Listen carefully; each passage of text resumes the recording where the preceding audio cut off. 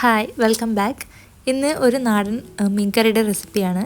മീൻകറി മുളകിട്ട് വെച്ചതാണ് ഇന്ന് തയ്യാറാക്കുന്നത്. അതിനുവേണ്ടി ഒരു മൺചട്ടി അടുപ്പത്ത് വെച്ചിട്ടുണ്ട്. ഇനി ചട്ടി ചൂടാക്കുമ്പോൾ നമുക്കതിലേക്ക് 1.5 ടേബിൾ സ്പൂൺ കോക്കനട്ട് ഓയിൽ ചേർത്ത് കൊടുക്കാം.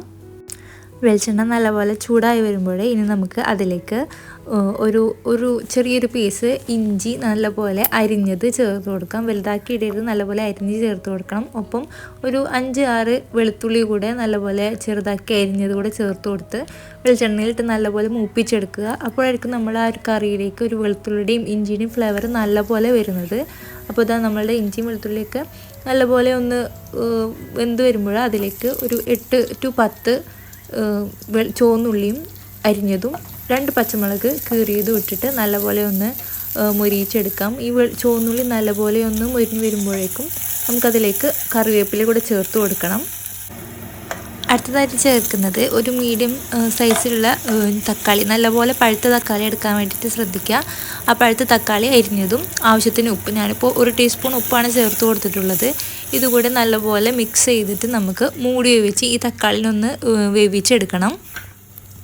ഉപ്പ് ചേർത്തിട്ട് വേവിക്കാൻ വെക്കുമ്പോൾ തക്കാളി വേഗം തന്നെ നമുക്ക് വെന്ത് കിട്ടും. ഇനി നമുക്കത് ഓപ്പൺ ചെയ്ത് നല്ലപോലെ വെന്ത് തക്കാളിയിലേക്ക് നല്ലപോലെ ഉടഞ്ഞ് പോകുന്ന ഒരു മീഡിയം ടു ഒരു സൈസിൽ വെന്താൽ മതി. അതിലേക്ക് ഇനി നല്ല എരിവുള്ളത് കാരണമായിട്ട് എന്നോട് 1 ടേബിൾ സ്പൂൺ മുളക് പൊടിയും 1/2 ടേബിൾ സ്പൂൺ മഞ്ഞൾപ്പൊടിയും ചേർത്ത് കൊടുക്കുന്നത്. ഈ ഒരു മസാല മാത്രമേ നമ്മൾ ചേർത്ത് കൊടുക്കുന്നുള്ളൂ. മുളക് പൊടി എരി കുറവാണെന്നുണ്ടെങ്കിൽ അതിനനുസരിച്ച് നമ്മൾ ചേർത്ത് കൊടുക്കുക. പിന്നെ ഇതാ നമ്മൾ 1/2 കിലോ ഫിഷ്, ഞാനിവിടെ ചാളയാണ് യൂസ് ചെയ്യുന്നത്, ചാള അല്ലെങ്കിൽ മത്തിയാണ് നമ്മൾ യൂസ് ചെയ്യുന്നത്. നല്ലപോലെ ക്ലീൻ ചെയ്തിട്ട് അതൊന്ന് ഇട്ട് കൊടുത്തിട്ടുണ്ട്. മീൻ ചേർത്തിട്ട് മിക്സ് ചെയ്യുമ്പോൾ അത് മീൻ ഉടഞ്ഞു പോവാതെ നോക്കണം. ഇനി ആ 2 മിനിറ്റ് നമുക്കൊന്ന് മൂടി വേവിക്കാം. ആ ഒരു മീനിൽ ആ മസാലയൊക്കെ പിടിക്കാൻ വേണ്ടിയിട്ടാണ് ഇങ്ങനെ ചെയ്യുന്നത്. 2 മിനിറ്റ് ശേഷം നമ്മൾ ആ ഒരു നെല്ലിക്ക വലുപ്പത്തിലുള്ളൊരു പുളി വെള്ളത്തിലിട്ട് പിഴിഞ്ഞ് ആ ഒരു പുളിവെള്ളമാണ് നമ്മൾ ചേർത്ത് കൊടുക്കുന്നത്.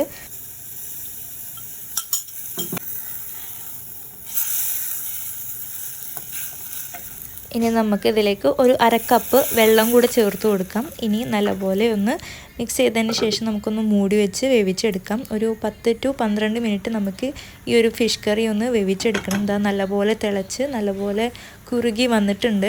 നമുക്കിതൊന്ന് മിക്സ് ചെയ്ത് കൊടുക്കാം. കണ്ടോ, നല്ല ഫിഷൊക്കെ നല്ലപോലെ വെന്ത് വന്നിട്ടുണ്ട്.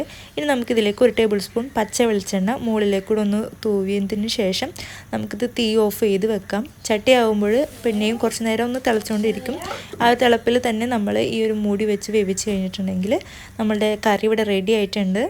അപ്പോൾ ഇതേപോലെയുള്ള കുക്കിംഗ് വീഡിയോസിന് വേണ്ടിയിട്ട് ചാനലൊന്ന് സബ്സ്ക്രൈബ് ചെയ്യുക. എല്ലാവരും വീട്ടിൽ ട്രൈ ചെയ്യുക. അപ്പോൾ താങ്ക്സ് ഫോർ വാച്ചിങ്.